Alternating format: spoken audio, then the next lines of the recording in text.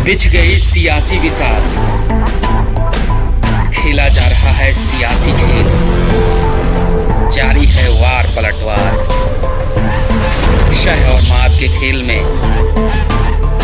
बनाई जा रही है रणनीति। कौन पड़ेगा किस पर भारी, ये कभी भी सिर्फ हस्तक्षेप.com पर अमलेंदु उपाध्याय के साथ।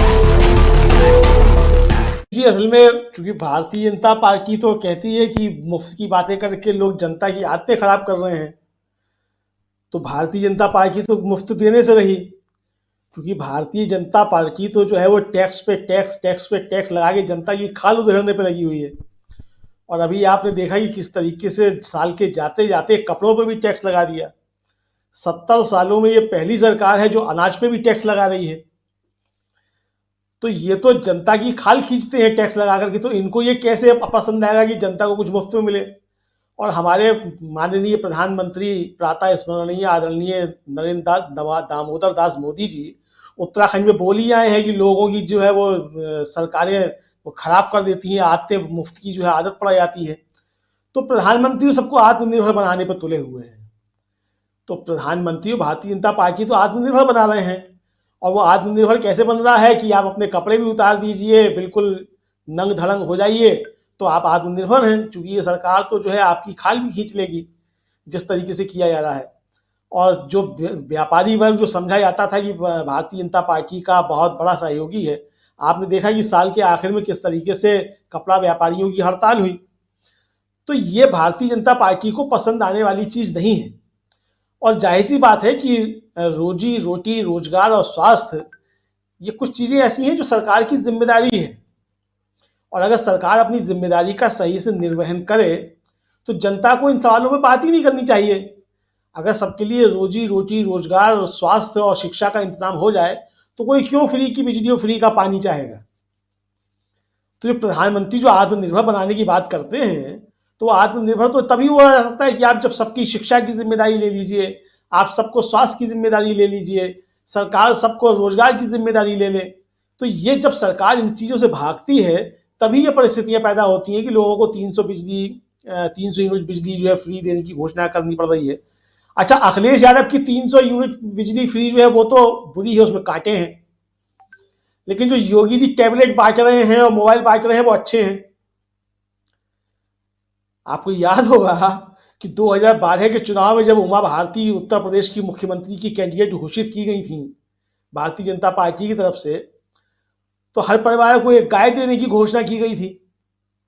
तो इतनी गाय कहां से आती वो सवाल तो अलग का रहा, लेकिन वो गाय जो दी जा रही थी वो अच्छी चीज थी, क्योंकि वो भारतीय जनता पार्टी दे रही थी, वो जनता की आदत खराब नहीं कर रही थी। जनता की आदत जो है वो, अगर अखिलेश यादव 300 यूनिट बिजली फ्री देने की बात कर रहे हैं तो वो आदत खराब कर रहे हैं।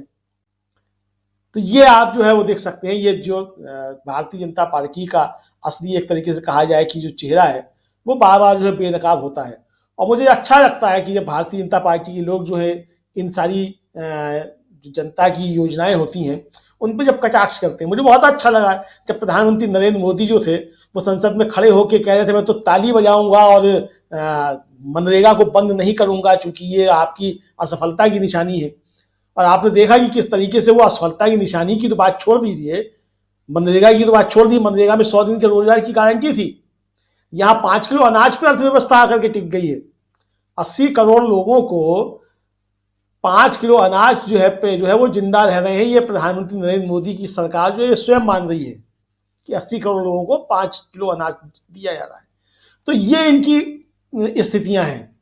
तो लेकिन सवाल ये है कि जनता के लिए तो आपको जो है आप सुप्रीम कोर्ट में जाकर के कह देते हैं कि जनता का जो कोविड में लोग मरे हैं उनको मुआवजा देने के लिए सरकार के पास पैसे नहीं है, लेकिन उसी दौर में कॉर्पोरेट घरानों के कर्ज माफ किए जाते हैं और उसी दौर में जनता के पैसे से ये रैलियां आयोजित की जा रही हैं जिसमें अमित शाह से लेकर के योगी आदित्यनाथ और स्वयं प्रधानमंत्री नरेंद्र मोदी तक भाषण दे रहे हैं।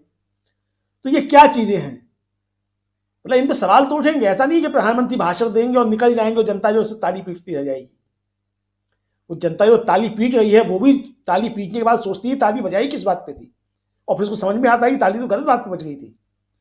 तो जनता जो ताली बजा रही है उनकी रैली में जाकर के भी, अब वो कैसे लेके जाई जा रही है मनरेगा के मजदूर हैं, कि वो पुलिस के कर्मचारी हैं सादा वर्दी में, कि मास्टर साहब हैं प्राइमरी स्कूलों के, वो तो एक खोज का विषय है। किसी आइंस्टीन को लेकर के आना पड़ेगा कि ये भीड़ जो है प्रधानमंत्री की रैली में कहाँ से आती है।